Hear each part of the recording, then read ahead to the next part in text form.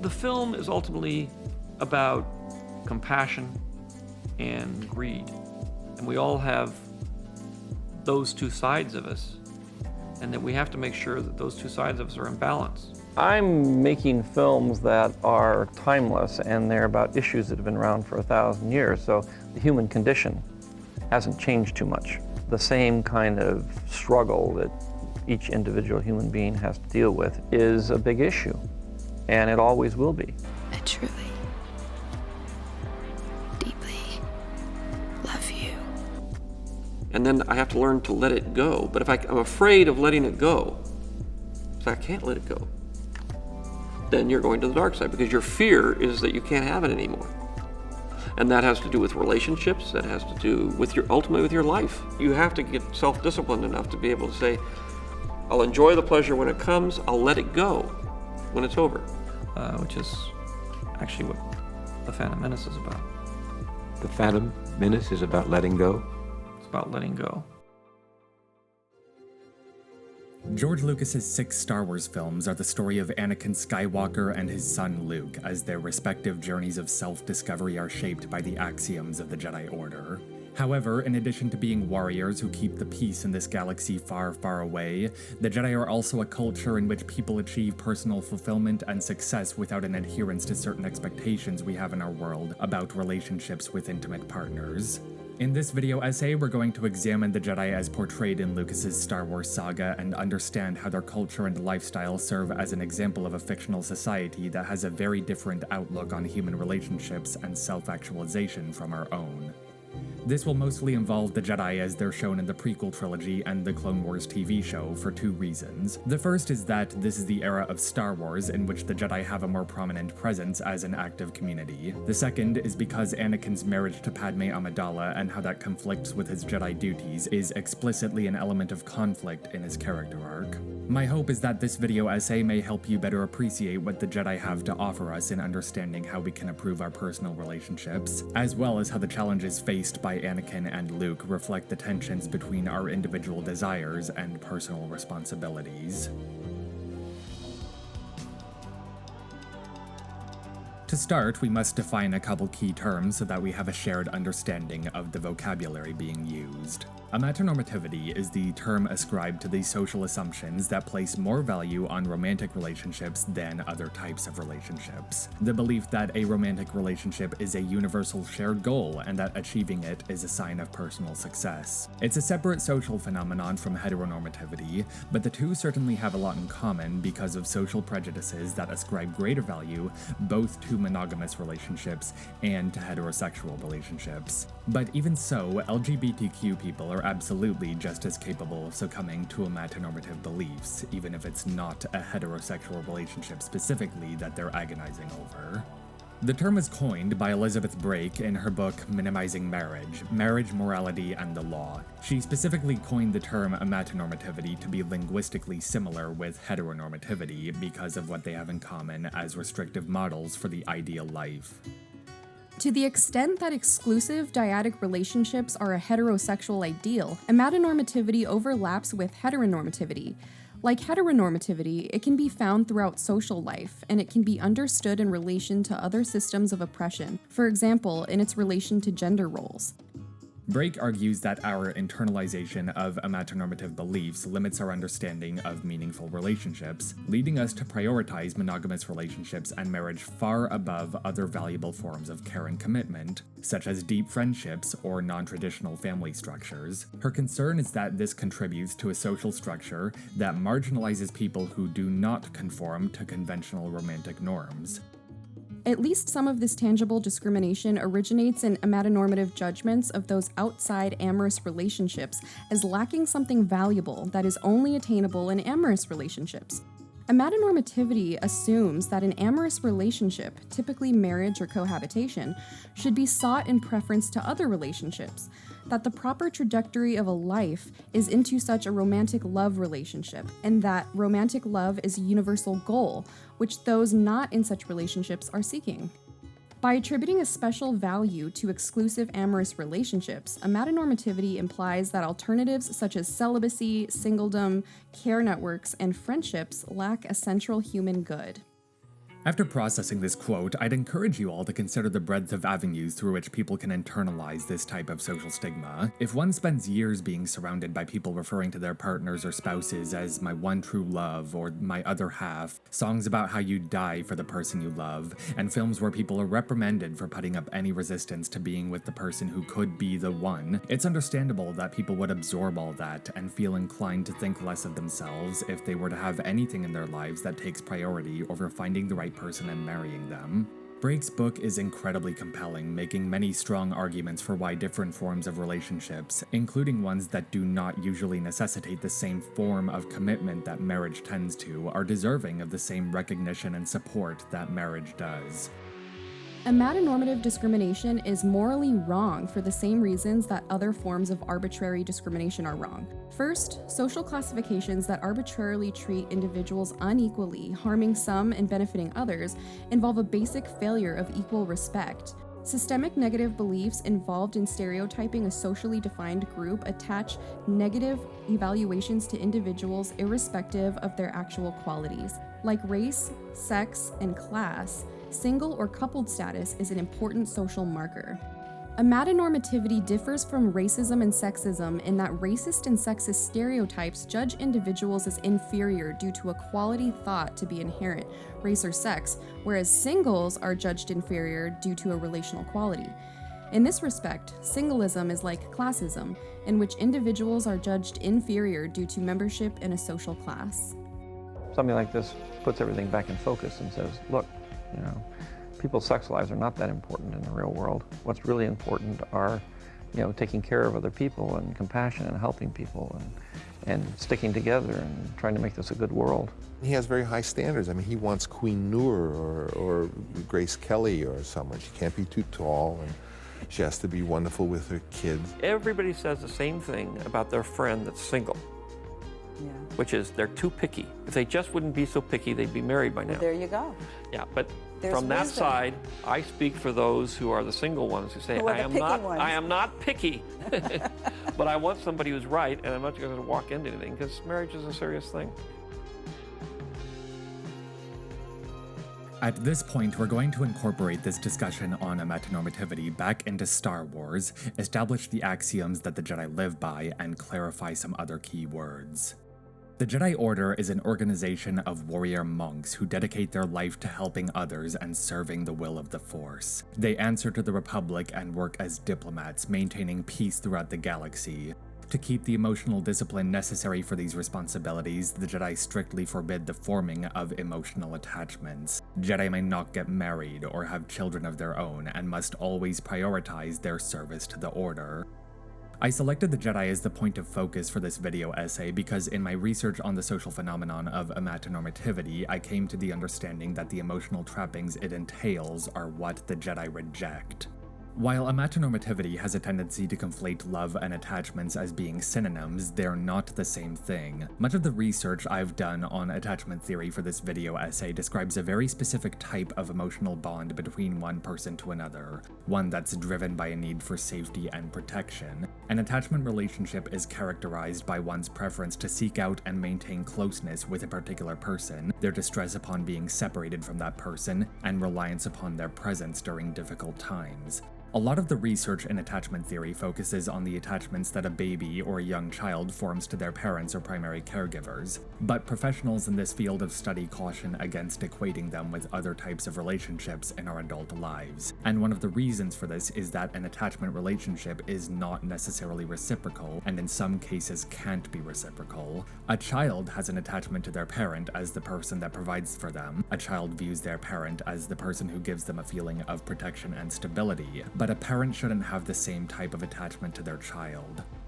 In Star Wars, the Jedi's expression of compassionate, unconditional love is wholly different from emotional attachment, which is what you feel when you're unable to let go of people, where you're frightened by the prospect of having to live without them in your life. And in attachment theory, many of the professionals whose works I looked at drew a sharp difference between attachments and love or affection. As one example, Yasmin Mogahed, an author and educator whose work focuses on spirituality and personal development, explains this idea as, attachment is about fear and dependency, and has more to do with love of self than love of another.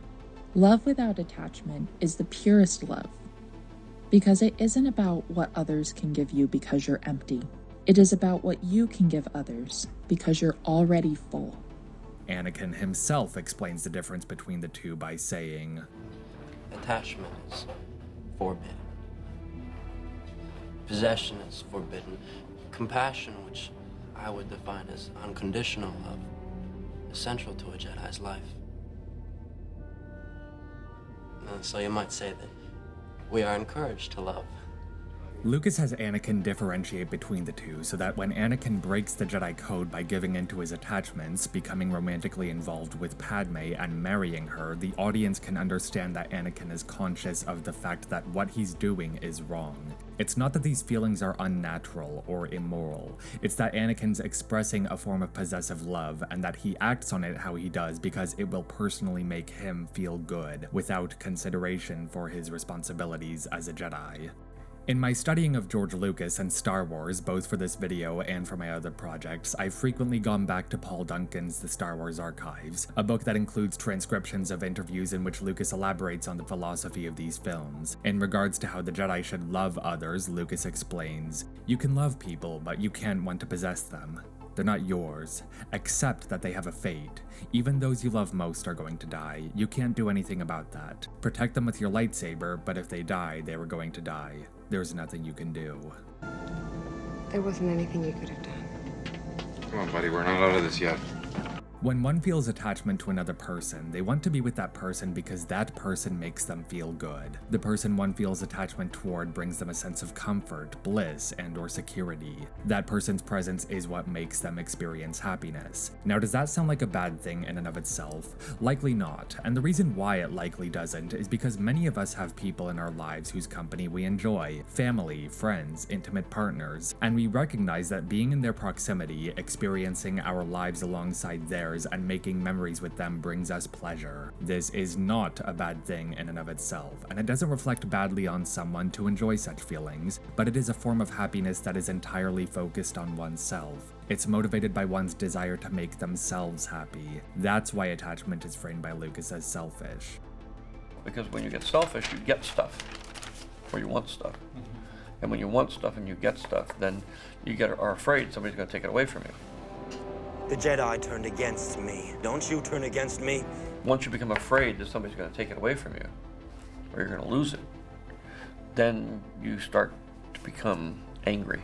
You're actually afraid of the pain of not having the joy. So that is ultimately the core of the whole dark side, light side of the Force. On the opposite end of this spectrum is compassion. Compassion is a form of love characterized by unconditional care for the well-being and happiness of another person. When one feels compassion for another person, they will do what they can to help that other person live well and be free from suffering, regardless of that other person's proximity to their own life. Feeling compassion for someone means that when they are happy, we are happy as well. Now, even as we may recognize that attachment is selfish or driven by self-interest, we may still question why that's a bad thing. And the reason why it is because the desire to never be parted from the people or things that bring us pleasure is in stark contrast with one of the fundamental truths about our world. Nothing is permanent. Everyone we know comes into our lives at some point, and then either they exit our lives at some later point, or they stay with us until we die, thereby exiting their life. Within this context, attachment is identifying someone and deciding that we cannot or will not be happy without their continued presence in our lives. And once we become attached to someone, we become afraid of losing them, afraid of feeling the pain of no longer having that person in our lives, afraid of not feeling the happiness they bring us. The more fearful of this we become, the greater the anger we feel once they inevitably leave us. You live in two worlds here. Happiness is pleasure, and happiness is joy. It can be either one. Pleasure is short-lived. It lasts an hour, lasts a minute. It peaks and then goes down. It peaks very high. But the next time you want to get that same peak, you have to do it twice as much. It's like drugs. You have to keep doing it because it insulates itself. No matter what it is, whether you're shopping, engaged in any other kind of pleasure, that all has the same quality about it. On the other hand is joy, and joy is a thing that doesn't go as high as pleasure, in terms of your emotional reaction, but it stays with you. Joy is something you can recall. Pleasure you can't. You have brought hope to those who have none. I'm so very proud of you. Even though it's not as intense as the pleasure, the joy will last you a lot longer. If you're trying to sustain that level of peak pleasure, you're doomed. Believe me, I wish that I could just wish away my feelings, but I can't. I will not give in to this. Pleasure is fun, it's great, but you can't keep it going forever. Just accept the fact that it's here and it's gone, and maybe again it'll come back and you'll get to do it again. Joy lasts forever. Pleasure is purely self-centered. It's all about your pleasure. It's about you. I'm tired of all this deception. I don't care if they know we're married.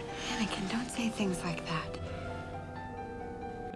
It's a selfish, self-centered emotion that's created by a self-centered motive of greed. Joy is compassion. Joy is giving yourself to somebody else or something else. And it's a kind of thing that is, in its subtlety and lowness, much more powerful than pleasure.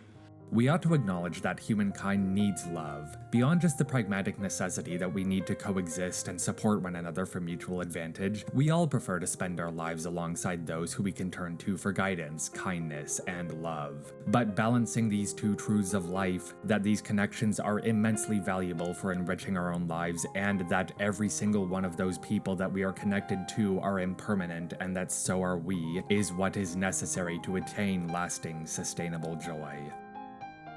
I mentioned earlier that there was an overlap between the trappings of amatonormativity and heteronormativity, and that's something that's also identified in Tina Veris's study, Asexuals Negotiate the Onslaught of the Heteronormative.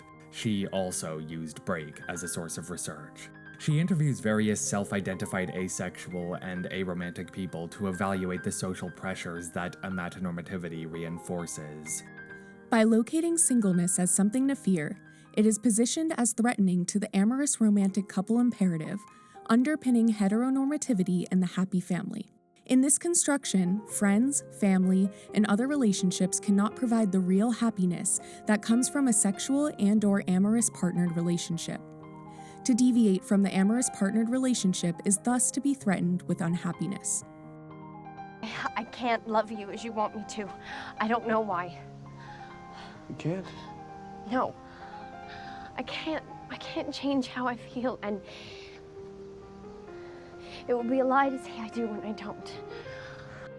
Now, of course, Anakin doesn't marry Padme because of the pressures of amatonormativity. In fact, as the only Jedi who breaks the code to get married, he's very much an outlier in this monastic community. However, in giving in to such attachments for the pursuit of this amorous marriage, Anakin is maintaining the need for it as a path for personhood and true purpose in his life, that he must be with Padme and keep her in his life to feel complete.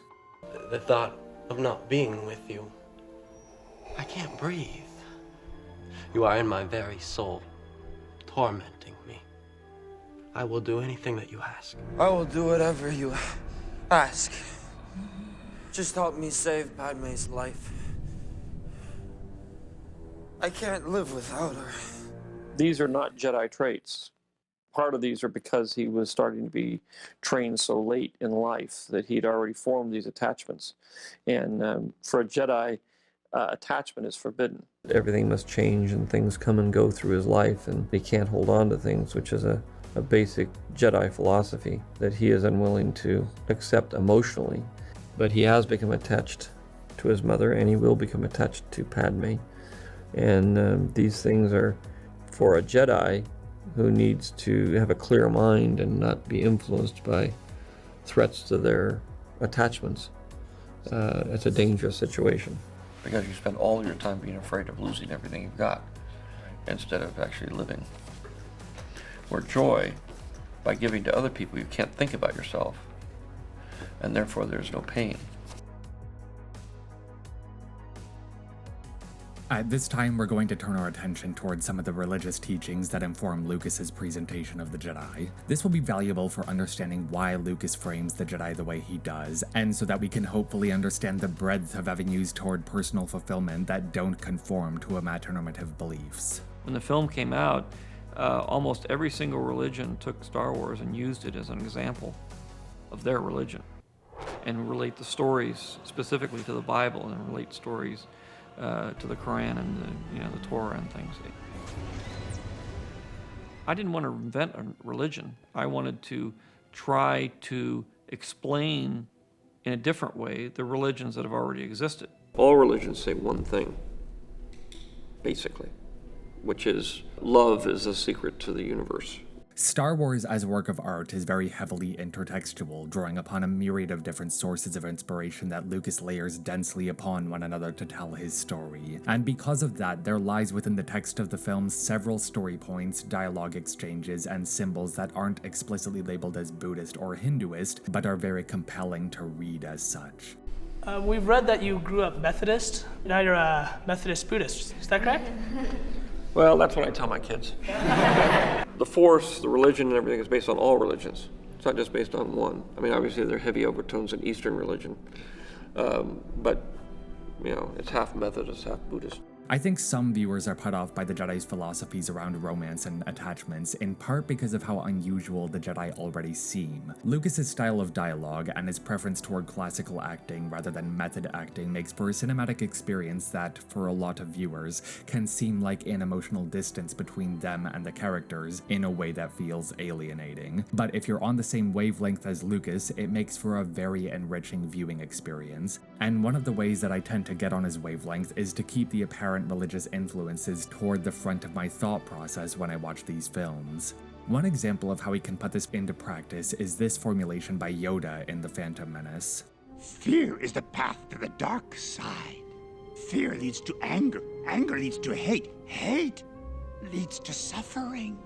What Lucas is most likely inspired by here is the Bhagavad-Gita, which is the most prominent Hindu scripture. The narrative framework of its 700 verses centers on a dialogue between an emotionally disturbed warrior named Arjuna and the enlightened universal master, Krishna. The verses relevant to Yoda in this scene, as translated by Barbara Stoller-Miller, read as follows. Brooding about sensuous objects makes attachment to them grow. From attachment, desire arises. From desire, anger is born. From anger comes confusion. From confusion, memory lapses. From broken memory, understanding is lost. From loss of understanding, he is ruined. But a man of inner strength, whose senses experience objects without attraction and hatred, and self-control, finds serenity.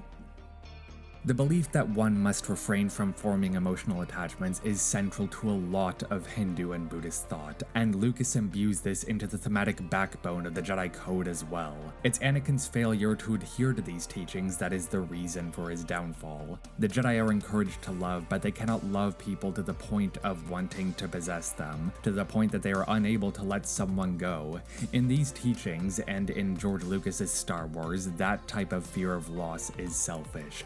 It compels one to only act for their own interests instead of for others. This is why when Anakin is put into the Darth Vader suit, Lucas designs this shot to resemble the Bhava Chakra. The Bhava Chakra is a Buddhist symbol that represents samsara, the eternal cycle of death and rebirth. The circle is divided into 6 segments, each of them representing the varieties of suffering within this cycle, and in the center of the circle of suffering are the 3 poisons: ignorance, attachment, and hatred.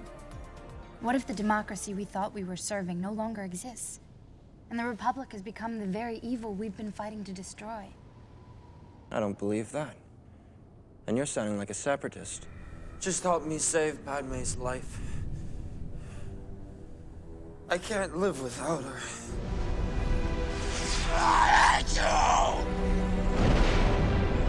So, when Anakin seeks Yoda's counsel about his premonitions of the death of Padme, Yoda gives Anakin exactly the advice he needs to accept to fulfill his duty as a Jedi, which is to reject these poisons. I won't let these visions come true, Master Yoda. Death is a natural part of life. Rejoice for those around you who transform into the Force. What I think Yoda is speaking to here is the concept of aparigraha. Now in the Yoga Sutras of Patanjali, another Hindu scripture, aparigraha is the virtue of non-possessiveness, non-attachment. Going back to the Bhagavad-Gita, You grieve for those beyond grief, and you speak words of insight. But learned men do not grieve, for the dead or the living. Never have I not existed, nor you, nor these kinds, and never in the future shall we cease to exist. Mourn them do not, miss them do not. Attachment leads to jealousy. The shadow of greed, that is. Train yourself to let go of everything you fear to lose. Even though you love your children a great deal, you must let go, which is actually what the Phantom Menace is about. The Phantom Menace is about letting go? It's about letting go. Son, my place is here. My future is here. It is time for you to let go. Sometimes we must let go of our pride. At death, in order for you to preserve your identity, you must know yourself, your true self, and then let go. Let her go, Anakin! Let her go. Use the Force, Luke. Let go, Luke. The Force is strong in this one. Search your feelings, Father. You can't do this. I feel the conflict within you. Let go of your hate. Let go of everything you fear to lose. I've observed some people evaluate Yoda's words in this scene and say that they think Yoda's being cold or callous, but he's just taking what Anakin is saying seriously and speaking from the spiritual fulfillment that he feels from the connection to the Force. And if Anakin had done what Yoda had told him to, if he had been willing to let go of his attachment to Padme, she wouldn't have died. Anakin turns to the dark side not because Padme is actually in real danger of dying, rather he seeks to save himself from feeling the pain of losing her, and will do anything to not have to live without her in his life. And he does so without any thought toward her own wishes or the natural cycle of life and death. Padme dies because when Anakin turns to the dark side, he becomes obsessed with power. He becomes unrecognizable from the man Padme loved and married. Alongside Palpatine, Anakin brings about a holocaust and transforms the Democratic Republic that Padme had spent her entire life upholding into a fascistic empire. Everything she devoted her life to was brought to ruin in a matter of days, and Anakin declares that he had done it all in the name of love for her. And the despair Padme feels from all this compels her to lose the will to live. I am more powerful than the Chancellor. I can overthrow him. And together, you and I can rule the galaxy. Make things the way we want them to be. There's a line between loving somebody compassionately and caring about them and helping them. The other line is not to be greedy. You don't want to lose what it is you have. I won't lose you the way I lost my mother. So you have to learn to give up everything. Ultimately, for a Jedi Knight, it's very easy to give up, and one of the things they give up is marriage. They can still love people, but they can't possess them. They can't own them.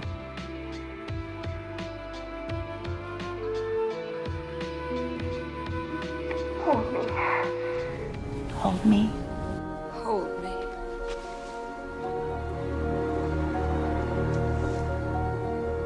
We have the selfish side of us and we have the compassionate side of us.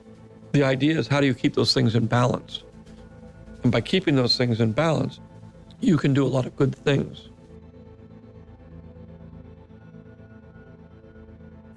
So the hope I bring you is demons can be fought.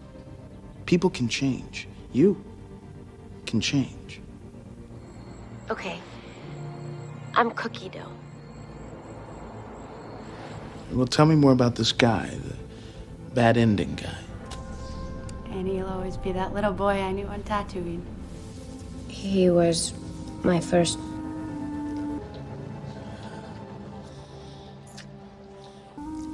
I loved him. And then he changed. Obi-Wan was right. You've changed. Yeah. He got mean. Yes. And you didn't stop loving him. Obi-Wan. Is Anakin all right?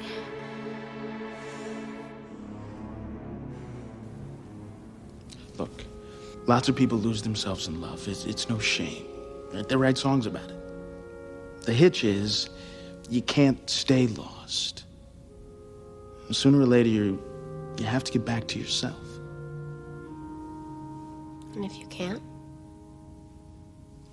If you can't, well, love becomes your master and you're just its dog. Falling in love is tricky because sometimes you can be infatuated with somebody or you can be sexually aroused by somebody, but that isn't falling in love. And you sort of have to move away those momentary things that come and go within days or hours and try to say this is the real thing. When you fall in love, you pretty much know it. And when I fell in love with movies, I definitely knew it. How did you know it? I was just in a place where I was very happy. We've covered a considerable amount of ground so far in this video, so before we move into the conclusion, I'm going to place this examination of the Jedi's view on attachments into a real-world cultural context. And to begin that process, I'm compelled to clarify that despite the Jedi's forbiddance of marriage, they do not in any way view having a romantic partner and a loving relationship with that partner as in any way a negative thing. It's not even inherently an emotional attachment. Attachment has to do with the way one relates to having such a relationship, or really any kind of relationship. The rules of the Jedi are strict, yes, but they kind of have to be. As Qui-Gon says, it's a hard life to live.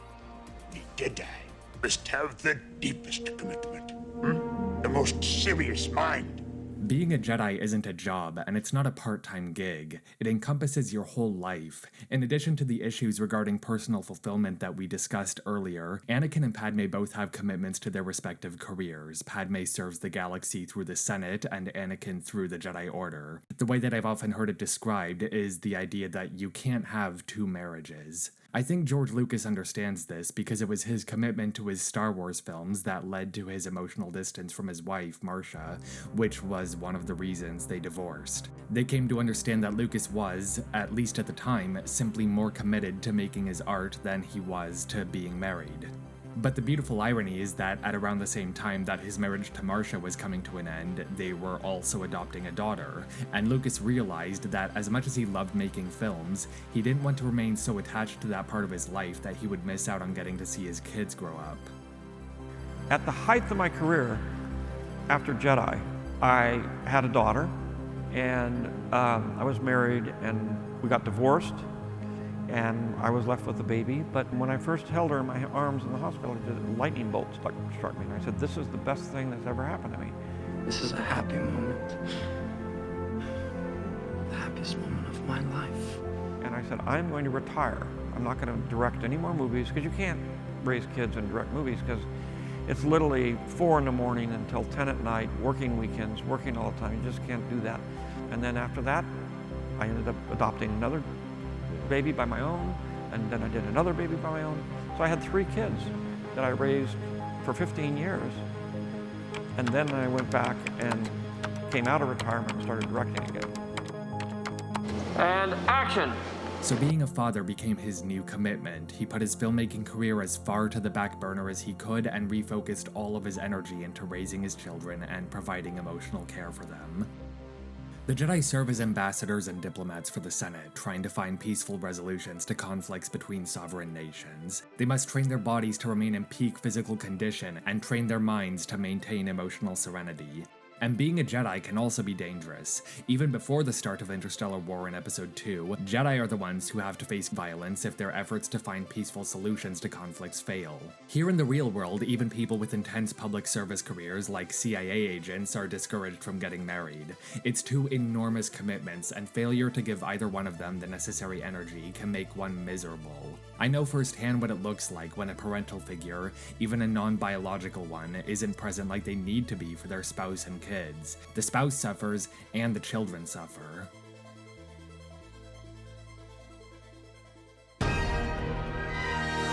Now, a good way to understand what it looks like when a Jedi prioritizes their duty over their personal feelings is to compare Anakin's marriage to Padme against Obi-Wan's relationship with Satine in the Clone Wars TV show. They have a lot in common with Anakin and Padme, a Jedi Knight assigned to protect a political leader from her enemies, and the two quickly realizing that they have feelings for one another. But when the time came that Obi-Wan had to put his commitment to his Jedi duties over his personal feelings, he was able to make that choice, which Anakin doesn't. You didn't stay to help her. That would have been problematic. My duty as a Jedi demanded I be elsewhere. Demanded? But it's obvious you had feelings for her. Surely that would affect your decision. Oh, it did. I live by the Jedi Code. Of course. As Master Yoda says, a Jedi must not form attachments. Yes, but he usually leaves out the undercurrent of remorse. This interaction is important because, yes, Obi-Wan still feels remorse over leaving Satine and foregoing a relationship with her. As he says in later episodes, such feelings are natural. When Obi-Wan says he feels an undercurrent of remorse, it's good that he feels that. It was a hard choice to make. He doesn't feel remorse over living by the Jedi Code, but he does feel it over having to forsake a relationship with her. Obi-Wan even admits to her, All right. Had you said the word, I would have left the Jedi Order. But Satine never said the word because her commitment to her position as a leader from Mandalore came first for her, just as Obi-Wan's commitment to the Jedi needed to come first for him. But the Jedi not getting married or having children of their own doesn't mean that they're lonely or unhappy. They're friends with each other, many of them have good friends outside the Order, and they form parental or sibling-like bonds with their Padawans. Obi-Wan and Anakin build a very complex relationship structure together, starting as a father and son, and evolving into brothers. He's like my father. He is like my brother. And he was a good friend. A Jedi is never lonely. They live on compassion, they live on helping people, and people love them. They can love people back, but when that person dies, they let go. Those that cannot let go become miserable. And the Jedi aren't just connected to each other as part of the Order and connected to their friends. In a galaxy far, far away, they're connected to all living things through the Force. And ultimately, this is the entire point of their calling as a Jedi. These are people for whom finding a singular person and maintaining a romantically and sexually exclusive relationship with them, cohabitating with them, and marrying them is simply not a way of living that would make them truly happy. They forego marriage and children and the forming of emotional attachments, and their practices and lifestyle entails for them a different but equally venerable emotional fulfillment. Now, I'm someone who's been single for pretty much my entire life. I'm currently in a very fulfilling postgraduate program. I have very close relationships with my family and a wonderful friend group, and get to travel from time to time, and finding a romantic partner isn't really something I'm all that concerned about. And I can guarantee you that if I had such a strong affinity with an energy field that I could move things with my mind, if I got to travel to other planets and maintain interstellar peace, if I had access to the biggest library in the entire galaxy, and if I had a laser sword, marriage would not even cross my mind twice. To be as clear as possible, the intent of this is not to discredit marriage as a path to a fulfilling life. I have the greatest respect for anyone who finds happiness from their connection to a significant other. This video is about how Star Wars can be studied as an example of how people attain emotional fulfillment in ways that don't conform to the patterns we've internalized around amatonormativity. Star Wars is certainly not the only piece of media that shows people who don't adhere to amatonormative structures. I'm cookie dough. I'm not done baking. I'm not finished becoming to whoever the hell it is I'm gonna turn out to be. You think you know what you are? You haven't even begun. It's not that we're not allowed to have these feelings. It's natural. Perhaps we should not be afraid to explore those feelings.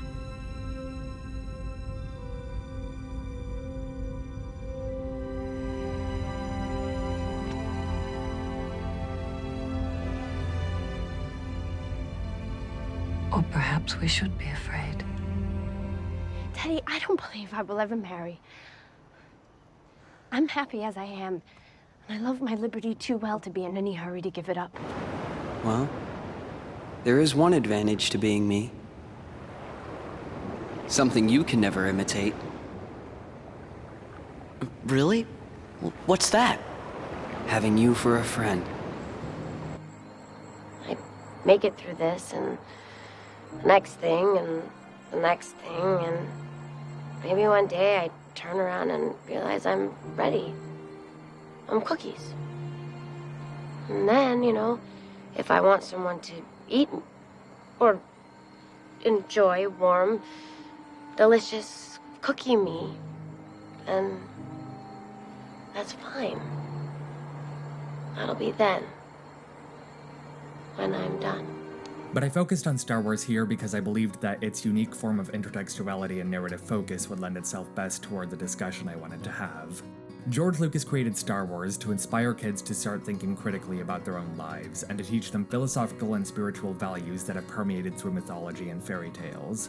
However, in his drawing upon his personal life experiences, choices of inspiration from various religions, and his personal values, he also crafted a story that shows heroic figures who are unburdened by unhealthy cultural imperatives around amatonormativity and attachments. All of my movies are about one thing, which is the fact that the only prison you're in is the prison of your mind. And if you decide to open the door and get out, you can. So with that, I'm gone. Bye-bye, thank you. In the long nights of this winter, when I fear I'm too alone, I am underneath her mercy. She comes riding me like mercy, riding me like mercy.